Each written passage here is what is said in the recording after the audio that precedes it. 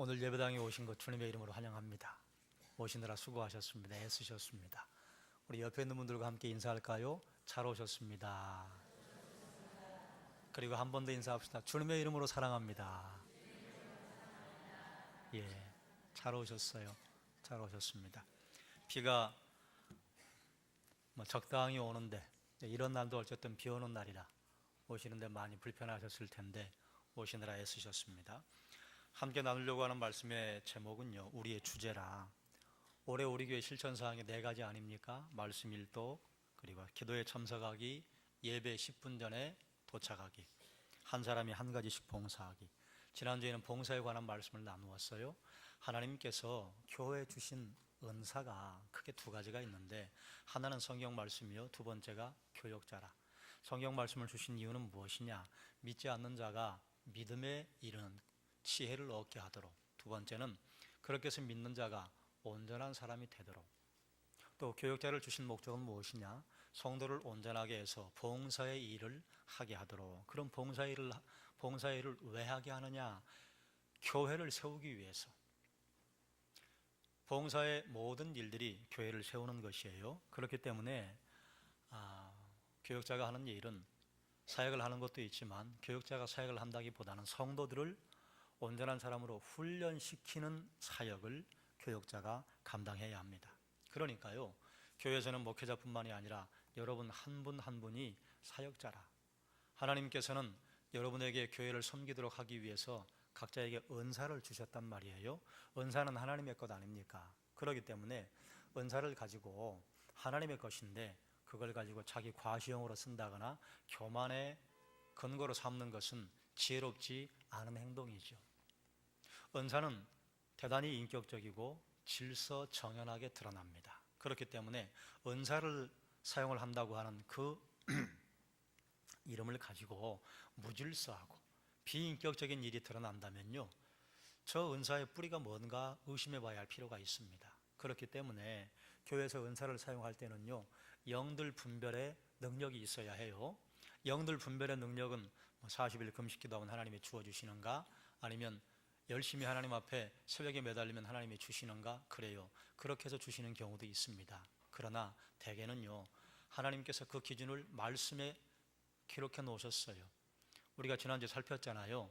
어떤 사람이 예수 그리스도께서 육체로 이 땅에 오신 것을 인정하면 하나님께 속한 영이요, 그걸 부인하면 하나님께 속한 영이 아니다. 그러므로 예수 그리스도의 성육신을 시인하면 하나님의 영이고, 시인하지 않으면 아무리 거기서 신묘막측한 설교가 선포되고, 그리고 병에 걸린 사람이 낫는 역사가 있어도 그건 가짜예요.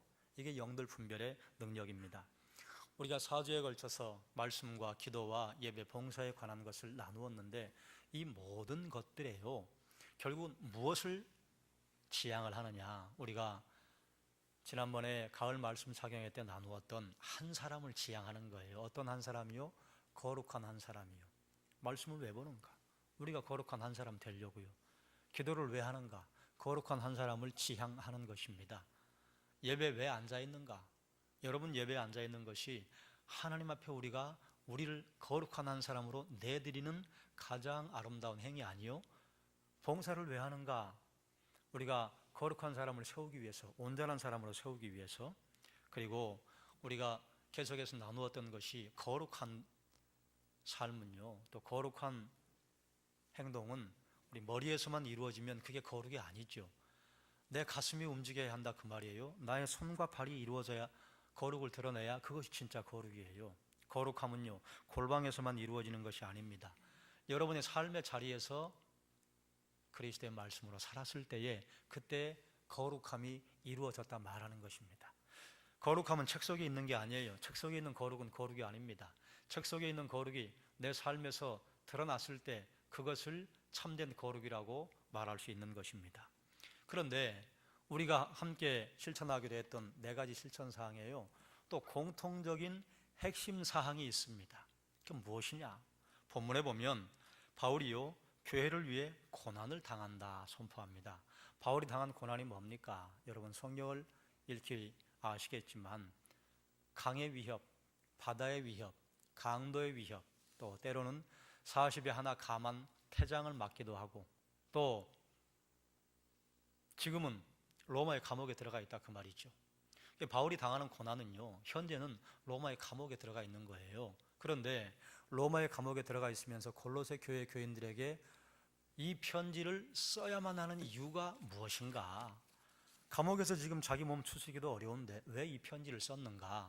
골로새 교회에 슬그머니 들어온 이단이 있었어요. 골로새 교회에 들어온 이단은요, 초기 영지주의입니다. 영지라고 하는 것은 영적인 지식인데 그 영적인 지식에 관한 것을 교묘하게 신학적으로 포장을 입혀서 사람들에게 소개했던 사람들이 영지주의자예요. 이 영지주의자들은 어떤 주장을 했느냐? 크게 세 가지 주장을 하는데요. 영적인 지식은 감추어져 있다. 그 다음, 영혼은 선하고 육체는 악하다. 그래서 결국은 그리스도의 성육신을 부인합니다. 영지주의자들은요, 이것을 이제 어떻게 가지치기를 하는가 하면 자기들을 통해서만 비밀스러운 영적인 지식이 있기 때문에 우리 집단에 들어와야만 영적인 지식을 제대로 깨달아 알 수 있다. 그리고 영지주의 교사들을 통해서만 그 영적인 지식을 알 수 있다. 그리고 영혼은 선하고 육체는 악하다고 하는 이 주장에서요, 어떤 이론을 펼쳤는가 하면 육체는 악하지 않냐. 그러니까 이 육체를 제어해야 한다. 어떻게? 금욕으로. 육체를 학대하는 것으로.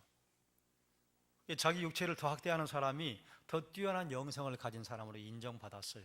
그런데 또 이쪽은 한쪽 극단이고요. 저 반대쪽 극단은 또 어떤 일이 있었는가 하면 육체는 우리의 영혼을 구원할 수 있는 아무런 능력이 없다. 그러므로 이것은 아무렇게나 내둘려도 된다. 그래서 방종하고 성적으로 타락하는데 사람들을 이끈 교사들이 있었다 그 말입니다. 양 극단을 왔다 갔다 했어요.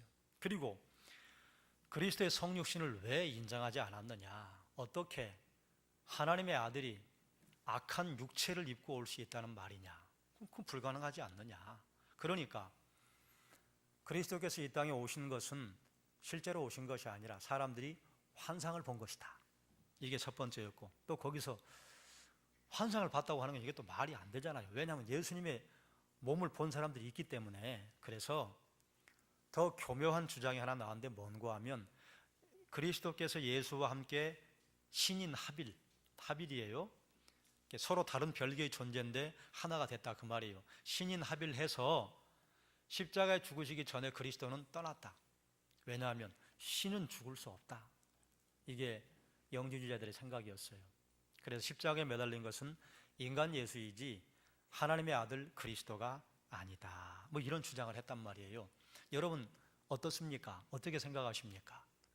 성경을 제대로 알지 못하면요, 사람들은 거의 대개 영지주의자들의 주장에 넘어가 버립니다. 왜 넘어가느냐? 이거에 넘어가요. 육체 악하죠? 영혼은 순수하죠? 사람들은 영혼이 순수할 것이라고, 영혼이 거룩할 것이라고 하는 막연한 기대를 가지고 있어요. 내가 있는 장소를 떠나면 저 멀리에는요, 파라다이스가 있을 것이라고 생각을 해요.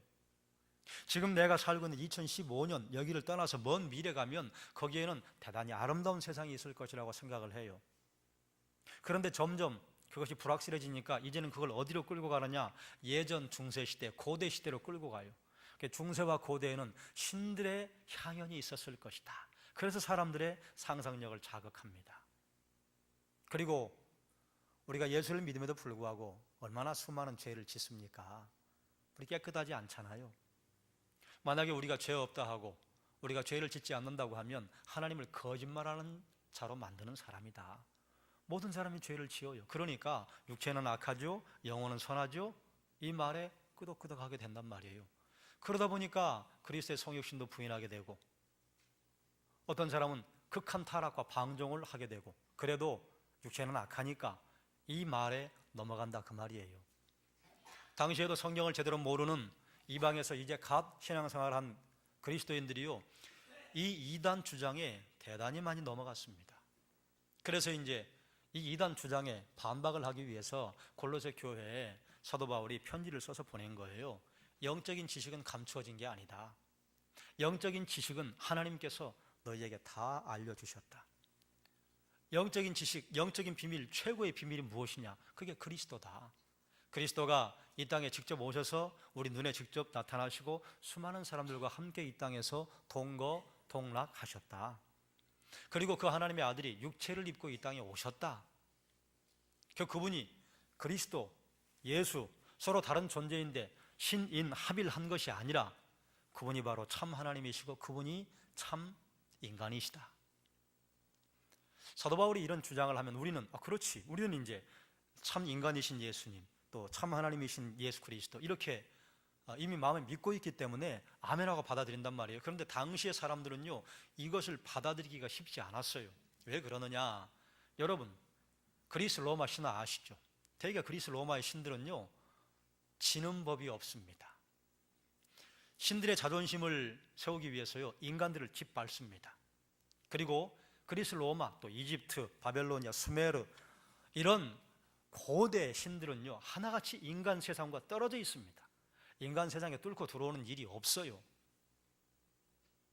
영화로 자주 만들어지는 제우스와 헤라클레스 영화를 보면요, 그러면 거의 대개 대단히 큰 힘을 가지고 악한 사람들을 무찔러 이기고, 그리고 늘 승리자의 자리에 서는 게 그리스 로마 신들의 특징입니다. 신은 이겨야 되는 거예요. 신이 인간에게 무시를 당한다, 그런 일은 있을 수 없어요, 당시 시대 사람들의 생각에는. 그런데 신이 인간의 몸을 입고 와서 죽었다? 이걸 받아들이기가 쉽지 않은 거예요. 그리고 유대인들도 여호와에 대한 그림이 어떤 것이었느냐, 구약 성경에 보십시오. 이스라엘 백성들이 애굽에서 나올 때, 또 주변 나라들의 어려움을 당할 때 늘 하나님께 부르짖으면 하나님이요, 강한 팔로 이스라엘 백성들을 구해내는, 이게 이스라엘 백성들이 가지고 있었던 여호와의 그림이에요. 그런데 하나님의 아들이 이 땅에 오셨는데 로마를 전복시키기는커녕 로마의 총독에게 유죄 선고를 받고 십자가에 죽었다? 하나님의 아들로 믿으라고? 이걸? 불가능한 접근이었습니다. 그러면 정말로 하나님께서는 구약 성경에 이러한 고난당하시는 주에 대한 그림을 한 번도 알려주신 적이 없는가? 있지요. 창세기부터 계속해서 선지서를 통해서 왕이 오실 것인데 고난받을 것이다, 왕이 오실 것인데 너희가 그리는 왕의 그림과 다를 것이다 하는 것을 하나님께서 꾸준하게 알려주셨어요. 그런데 이스라엘 백성들이 그걸 멀리한 겁니다. 왕은 그러면 안 돼, 하나님은 그러면 안 돼, 하나님의 아들은 그러면 안 돼. 그러니까 이단 영주주의자들의 그 사상이 마음에 딱 와 닿는 거예요. 그러니 넘어가 버렸죠. 사도 바울은 이 말씀을 전하기 위해서 고난을 받는 것입니다. 바울은요, 고난받는 걸 기뻐한다고 그래요.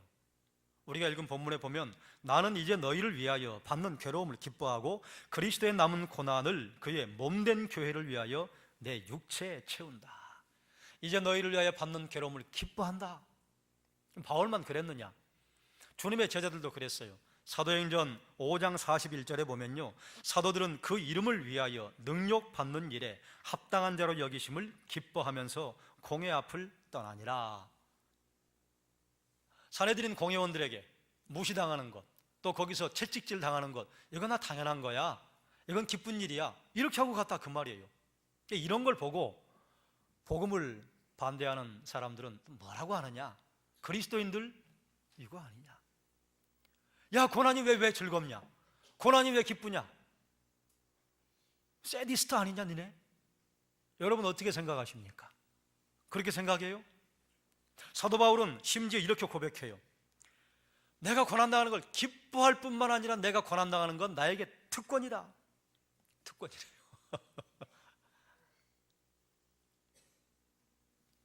여러분, 고난을 쳐다다니며 즐기는 사람이 그리스도인입니까? 대부분의 사람들은 고난을 피하려고 하고 고난당하는 거 좋아하지 않아요. 여러분 고난을 좋아하십니까? 저도 고난 좋아하지 않아요. 그런데요, 뭐 굳이 성경에 있는 것을 대지 않는다 하더라도 사람의 삶을 조금만 살펴봐도 그렇게 그리스도인들이 뭐 고난을 즐거워한다고? 고난을 기뻐한다고? 너희 이상한 사람들이야. 참 머리가 짧은 사람이에요. 여러분 생각해 보세요. 엄마가 아이를 뱃속에 잉태해서 아이를 낳잖아요. 그런데 그때 아이를 낳고 나자마자 나 다음에 또 얼른 또 아이 낳아야지, 이런 엄마들이 있습니까? 하나같이 난 절대 애기 안 낳을 거야. 왜요? 죽을 것 같으니까요. 아니 정말로 목숨 바꾸고 아이를 낳잖아요. 요즘이야 의술이 발달해서 그래 제왕절개를 해도 산모가 살지만, 예전에 저 어렸을 때도 동네에 아이 낳다가 돌아가시는 엄마들 꽤 봤어요. 이게 정상분만이 안 되면 죽는 거 아닙니까? 그래 저희 어머님이 예전에 이런 얘기를 하시더라고요. 내가 아이 낳으러 방에 들어갈 때 내가 이 신발 다시 신을 수 있을까 이러고 아이 낳으러 들어갔대. 그러지 않아요? 요즘이야 병원에서 의사 선생님들이 얼마나 잘 도와줍니까? 근데 예전에는 다 집에서 낳고 집에서 가위로 탯줄 자를 때 그때 엄마들은요 목숨 걸고 애기 낳았다 그 말이에요. 그런데도 아이를 또 낳아요. 왜 그래요? 죽을 것 같은 그 고통보다 아이가 태어나는 그 기쁨이 더 크다 그 말이죠. 그러죠? 만약에 고통스러운 걸로 따지면 최고로 큰 고통이 아이 낳는 고통이라고 하는데, 저야 뭐 남자니까 모르죠. 그런데 옆에서 봐보니까 진짜 같아요. 너무너무 힘들어요. 그렇죠? 얼마나 고통스럽게 아이를 낳으셨습니까? 그러면 그 고통 싫으니까 이제 다시는 애기 안 낳아야지. 그 고통을 좋아하면서 애기 낳는 엄마들 이거 아니야? 이렇게 말한다면 그 얼마나 수준이 낮은 사람이에요. 안 그렇습니까? 그러면은 도대체 그리스도인들이 당하는 고난이 무엇이 있길래? 고난 싫어요. 고난 좋아하는 사람 없어요. 사도 바울도요, 여러분 고난은 선한 것이고 기쁨입니다. 그래서 그러므로 여러분은 고난을 열심히 찾아다녀야 합니다, 이렇게 말하지 않아요. 사도 바울도 고난 즐거워하지 않습니다. 그런데 왜 고난을 기쁘다고 하느냐? 고난이 있은 다음에 무엇이 있는지 아니까 고난을 기쁘다 하는 거예요. 그리스도 안으로 들어가면 고난이 기쁜 소식이 됩니다. 우리 주님이 당하신 고난 때문에 우리에게 부활의 소망이 생겼고 구원의 소망이 생겼잖아요. 우리가 그리스도의 고난 때문에 이미 구원받았습니다. 그런데 우리가 이 땅에 살고 있기 때문에요, 아직 아니에요. 예수 그리스도의 고난으로 말미암아 우리가 구원받는 거 충분합니다. 그런데요, 수많은 사람들의 구원을 이루기 위해서 하나님께서 이 땅에 그리스도의 몸을 남겨놓았습니다. 그게 뭐예요? 그게 교회 아니에요. 여러분을 이 땅에 심어놓으신 거예요. 그래서 다른 사람들의 구원을 누구를 통해 이루느냐? 그리스도인을 통해 이룬다 그 말이에요. 그런데 그건 무엇을 통해야 돼요? 해산의 고통을 해야 해요. 해산의 고통, 나 이제 지긋지긋해, 다시는 애기 안 낳을 거야, 이런 엄마들이 누가 있어요? 고통스럽지만 한번 다시 해보는 거 아닙니까? 해산의 고통이요, 그렇지 않아요? 여러분, 이 땅에 있는 고통 중에 가장 큰 고통이 해산하는 고통이라면요, 어쩌면 한 사람의 영혼이 태어나는 고통은요 그것보다 더한 고통일 겁니다. 한번 여러분 잘 생각해 봐요. 여러분 교회 나오실 때 어떤 사람이 여러분을 인도해서 그래요, 난 너무 기다렸어요, 아이고 왜 이제 오셨어요, 그리고 그 즉시로 교회 오신 분 계십니까? 여러분 교회 오기까지 여러분에게 전도하셨던 분들의 마음을 얼마나 아프게 했어요? 얼마나 무시했어요? 새생명 축제에서 누군가 교회 와서 교회 뿌리를 박았다? 그분이 인도한 거 아니에요. 그 이전에 수많은 사람들이 울며 씨를 뿌려놓은 거예요. 안 그렇습니까? 그걸 감사하게도 내게 수확하게 하신 것뿐이에요. 육체적인 아이를 해산하는 것은요, 엄마가 아무리 힘들어도 그래도 10달 견디면 돼요. 그 아이가 뭐 왕이 되고 장군이 된다고 해서 2년 만에 나오고 3년 만에 나오는 아이 있어요?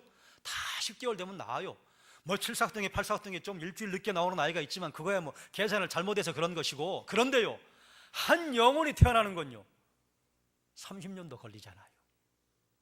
어떤 건 60년도 걸려요. 안 그래요?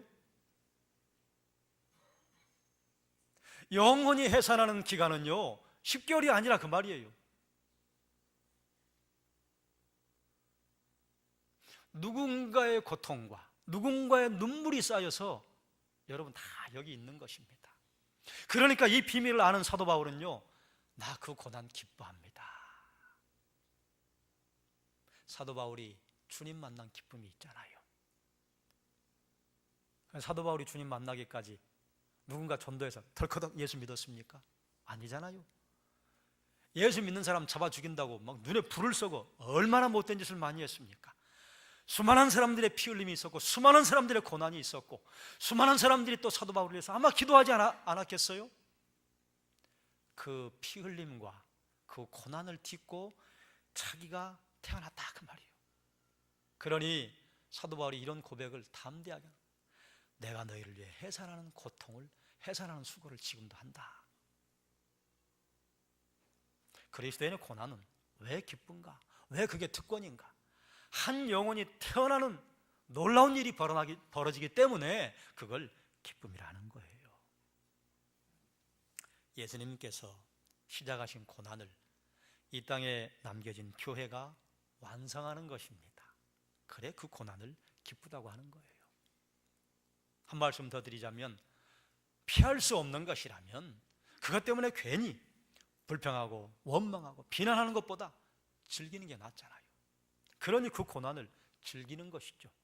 하나님께서는 늘 고난 너머에 복이라고 하는 것을 준비해 놓으시고, 고난 너머에 한 생명이 새로 태어나는 놀라운 영적 비밀을 만들어 놓으셨다 그 말이죠. 그래 기뻐할 수 있는 것입니다. 주님께서 이 땅에 오셨을 때 세상이 주님을 미워했습니다. 그리고 주님은 우리에게 말씀하셨어요. 그들이 나를 미워했다. 그러니 너희도 미워할 것이다. 이게 성도가 당하는 고난입니다. 그러면 사도 바울처럼 또 다른 사도들처럼 우리가 고난 당합니까? 우리가 뭐 감옥에 들어가요? 우리가 바다를 건너는 위험이 있어요? 도둑의 위험이 있어요? 아니에요. 우리에게 그런 위험은 없어요. 그럼 우리에게 생기는 고난은 무엇이냐? 우리에게 다가오는 고난은요, 여러분의 삶을 통해 만나는 것입니다. 직장에서 내가 예수 믿지 않는다면 이런 대우 받지 않아도 되는데, 예수 믿지 않다면 내가 이것까지 생각하지 않아도 되는데, 또 여러분 사업을 하실 때 예수 믿는 사람과 예수 믿지 않는 사람은 좀 달라요. 직장을 다닐 때도, 학교를 다닐 때도, 친구들을 만날 때도 예수 믿는 것 때문에 내가 손해보고, 내가 아이고 예수 믿지 않다면 그냥 이거 단칼에 그냥 해버렸을 텐데 내가 예수 믿는 것 때문에 이거 하면 안 되지, 이게 고난이에요. 그걸 보고 사람들은요, 다르네, 예수 믿는 사람 다르네. 그러니 여러분에게 물어볼랍니다. 여러분 이렇게 당하는 고난이 있습니까? 여러분이 이런 고난을 겪어보았습니까? 겪으신 줄로 알아요.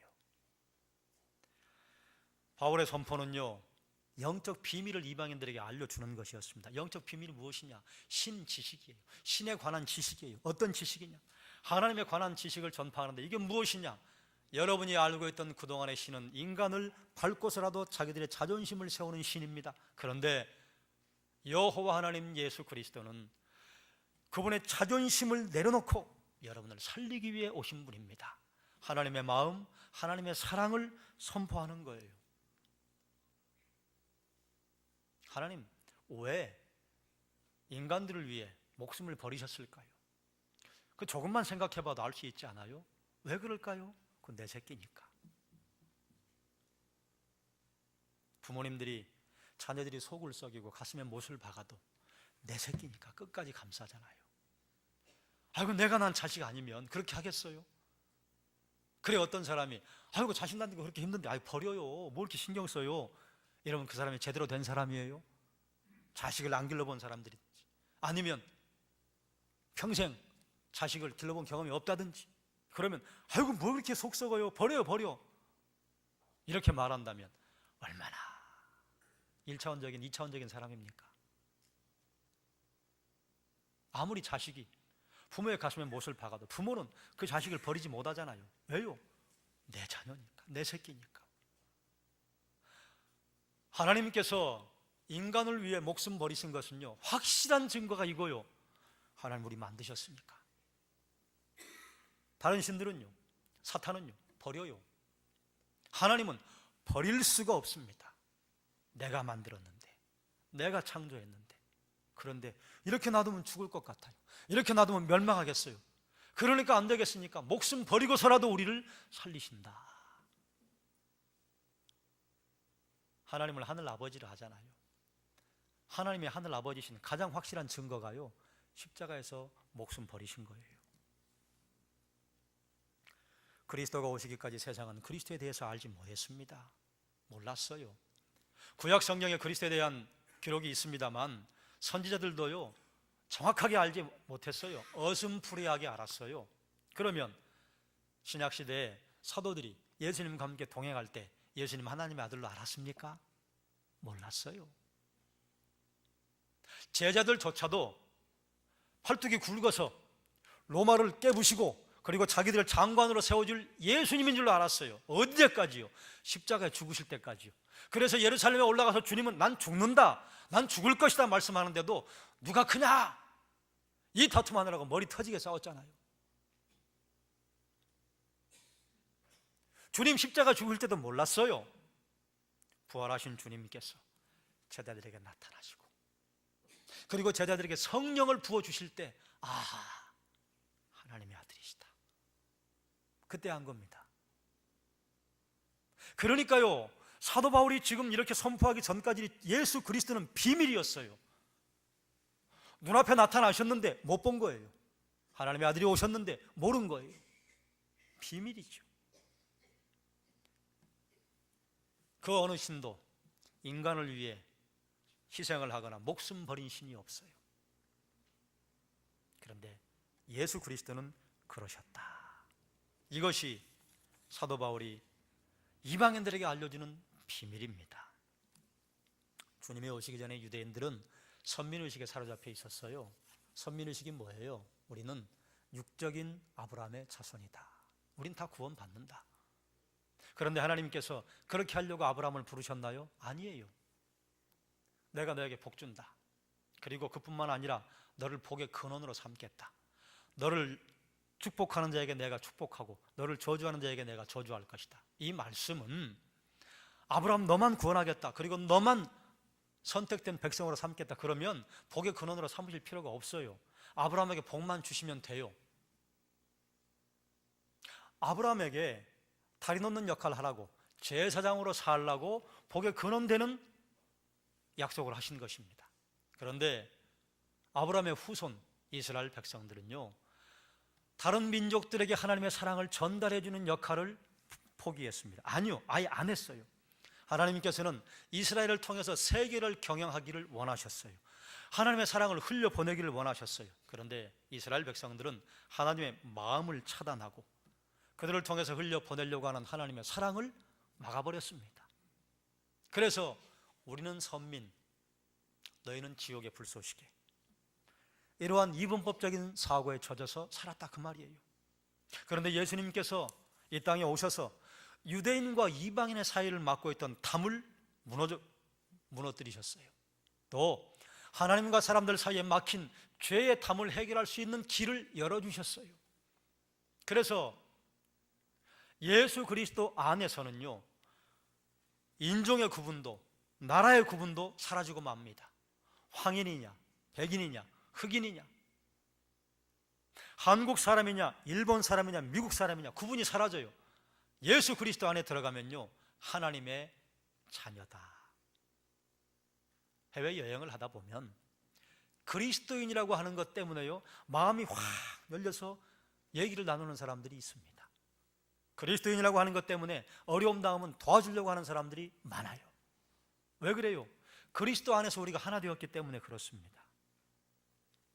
지금도 예수 그리스도 안으로 사람들이 들어가면요 거기서 다 녹지 않습니까? 인종의 구분도 나라의 구분도 사라져요. 그리스도인이라고 하는 그것 하나 때문에 사람들이 서로 유무상통하는 일이 생긴다 그 말이에요. 예수 그리스도로 말미암아 어떤 사람들, 소수의 어떤 사람들만 소망했던 천국의 영광을요 모든 사람들이 소망하게 되었습니다. 그러면 이것이 이스라엘 백성들이 하나님을 찾아가서 이루어진 일인가? 아니에요. 하나님께서 이스라엘 백성들에게 직접 찾아오셨어요. 하나님은 1세기에 팔레스타인 지역에 직접 오셨습니다. 하나님께서 인간의 역사 속으로 들어오신 거예요. 인간들이 살고 있는 삶의 세계로 들어오신 것입니다. 그때만 그런가요? 지금도 하나님은 내 역사 안으로 들어오시잖아요. 지금 하나님은 내 삶의 현장으로 들어오셔요. 그런데요, 이걸 누구를 통해 하시느냐? 그리스도인을 통해 하십니다.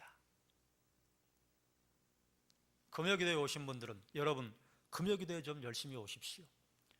지금 많이들 오셔서 기도하시는데 새벽 기도에도 좀 힘을 내서 오십시오. 금요기도에 오신 분들에게 말씀을 드렸는데 그때 우리가 이런 찬양을 했어요. 주의 친절한 팔에 안기세. 여러분 주의 팔에 안겨본 적이 있습니까?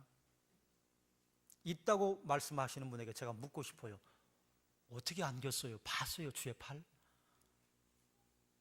여러분 주의 팔이 뭡니까? 우리 교회를 그리스도의 몸이라 했잖아요. 무엇이 주의 팔이냐? 여러분의 팔이 주님의 팔 되면 돼요. 여러분의 입이 주님의 입술이 되면 되는 것입니다. 여러분의 발이 주님의 발이 되면 되는 것이에요. 그거 하라고 우리를 이 땅에 남겨놓으셨다 그 말입니다. 그러니 여러분에게 도전하지요. 주님의 팔이 되본 적이 있습니까? 주님의 입이 되본 적이 있습니까? 주님의 발이 되본 적이 있습니까?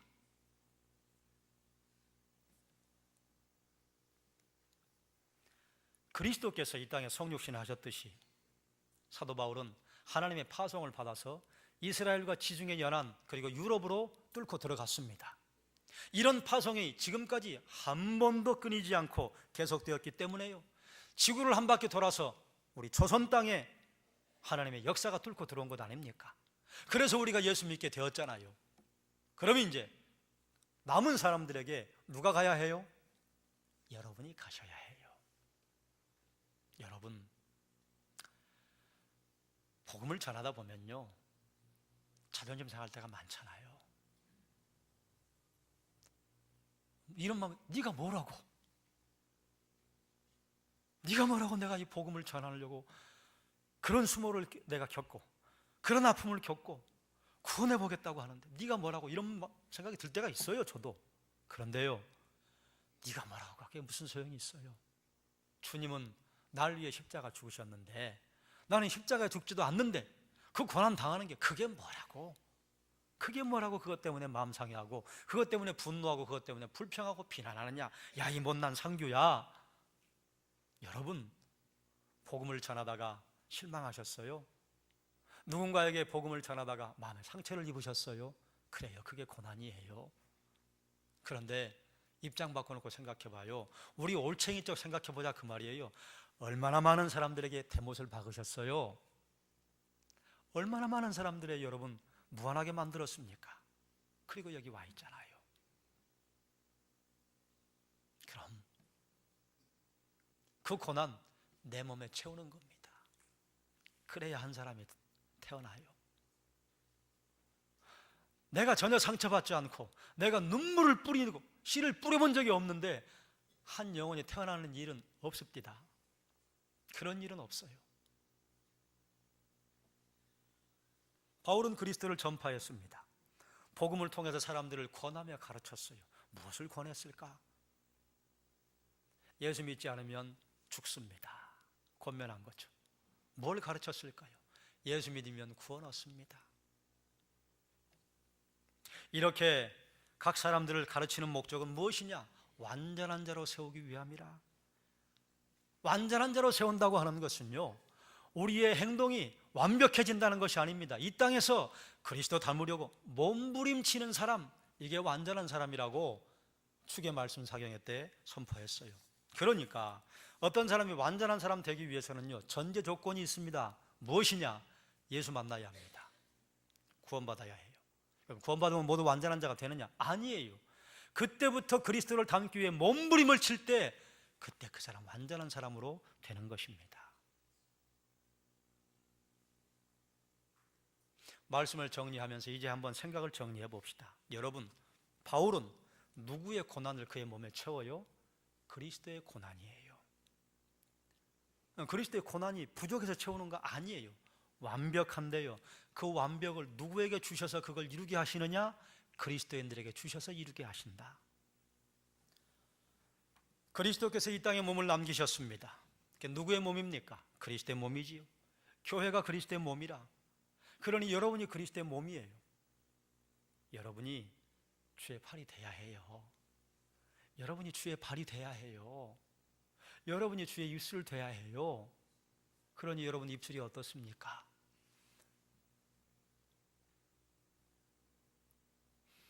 한 입에서 찬양과 저주가 나오는도다. 야고보 사도가 그것 때문에 가슴을 치잖아요. 그게 우리의 고백 아니에요. 한 입에서 칭찬도 나오고 불평도 나오고, 한 입에서 찬양도 나오고 저주도 나오고, 한 입에서 그러면 안 된다. 그게 사도 바울의, 아니 야고보 사도의 선포 아닙니까? 여러분의 손은 어떻습니까? 이 손을 가지고 다른 사람들을 부려뜨렸습니까? 다른 사람들을 세웠습니까? 여러분의 발이 어떻습니까? 여러분의 발이 복음을 전하는 자의 아름다운 발이었습니까? 아니면 파멸의 소식을 전하는 자들의 발이었습니까?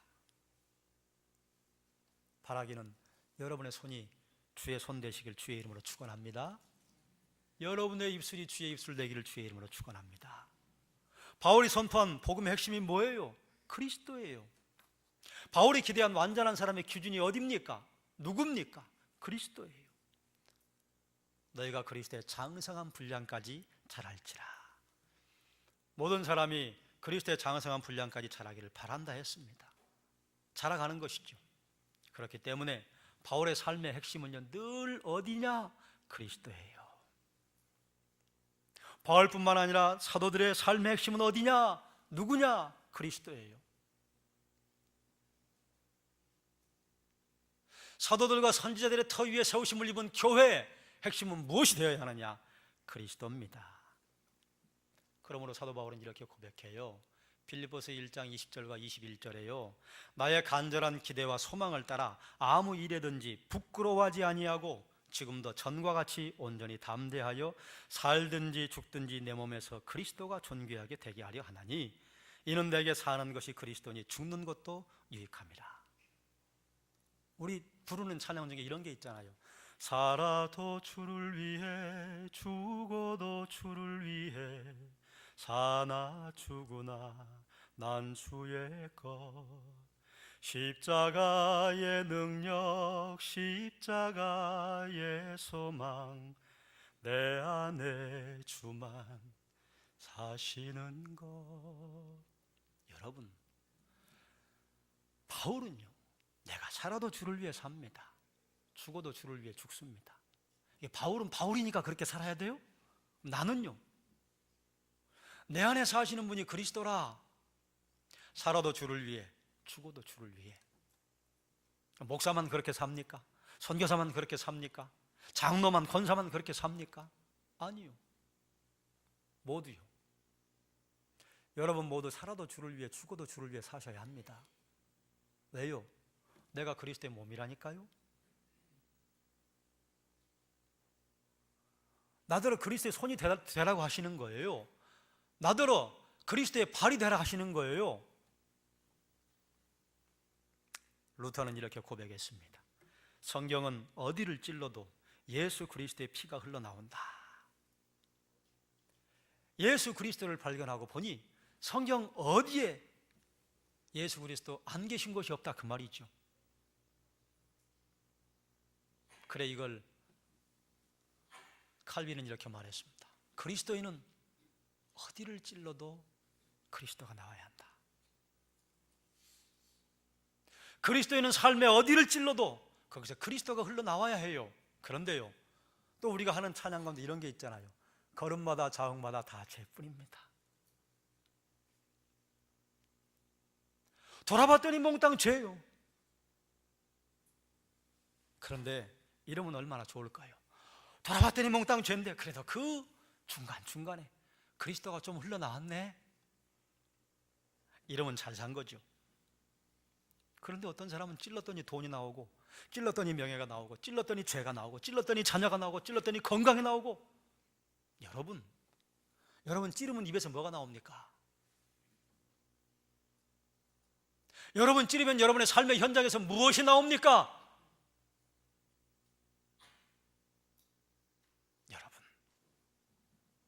여러분의 삶의 현장 어디를 찔러도 그리스도가 흘러나온다면 얼마나 좋을까요? 말씀도, 기도도, 예배도, 봉사도 핵심은 항상 그리스도입니다. 말씀의 주제와 말씀의 주인공이 누구셔요? 그리스도요. 우리가 기도를 누구의 이름으로 해요? 그리스도의 이름으로 해요. 예배는 누구에게 드리는 거예요? 성삼위 하나님께, 성부와 성자와 성령 하나님에게. 봉사하는 것 왜 해요? 그리스도의 몸을 세우게 하려 함이라. 우리가 하자고 했던 실천사항 4가지예요. 그 밑바닥은요 그리스도입니다. 아니 그 중심을 관통하는 건 그리스도입니다. 우리의 주제, 여러분의 삶의 주제, 그리스도 되길 주의 이름으로 축원합니다. 여러분의 삶에 어디를 찔러도 그리스도가 흘러나오게 되시길 주님의 이름으로 축원합니다. 그렇지 않다면 우리 회개해야지요. 다른 동네 그리스도인들은 왜 저런데? 이렇게 말할 것이 아니라 나는 회개해야지요. 그리고 그리스도가 흘러나온다면 그건 내 힘과 내 능력이 아니라 그건 성령의 능력이요. 그러므로 하나님에게 감사. 기도하겠습니다. 하나님, 사도 바울이 너희를 위하여 받는 괴로움을 기뻐한다. 또 그리스도를 위해 받는 고난을 특권이라. 다른 사도들도 그리스도를 위하여 받는 능력을 합당한 것으로 여겼다. 우리는 어떤 고난을 받고 있습니까? 우리는 어떤 고난을 감내합니까? 내가 예수 믿기까지 수많은 사람들에게 말로 죽이고 때로는 주먹으로 죽이고 그리고 마음으로 죽였던 그래 수많은 사람들의 가슴에 대못을 받고 내가 드디어 그리스도인 되었는데 나는 다른 사람들 그리스도인으로 인도하기 위해 도대체 어떤 수고를 한단 말입니까? 주님 우리를 이 땅에 남겨놓으신 것, 네가 주의 팔대라고, 네가 주의 손대라고, 네가 주의 팔대라고 우리를 이 땅에 남겨놓으셨는데 내 손과 내 발과 내 입은 도대체 무엇을 했단 말입니까? 하나님, 걸음마다 자옥마다 다 죄뿐입니다. 용서해 주십시오. 그러나 그럼에도 불구하고 우리의 연약함을 나무라지 아니하신 하나님 앞에 기도하오니 우리가 걸음마다 자옥마다 그리스도가 흘러나오게 하여 주옵소서. 우리 삶의 주제, 우리 삶의 핵심, 우리 삶의 초점이 그리스도를 향하게 해주시기를 원합니다. 예수님의 이름으로 기도드리옵나이다. 아멘.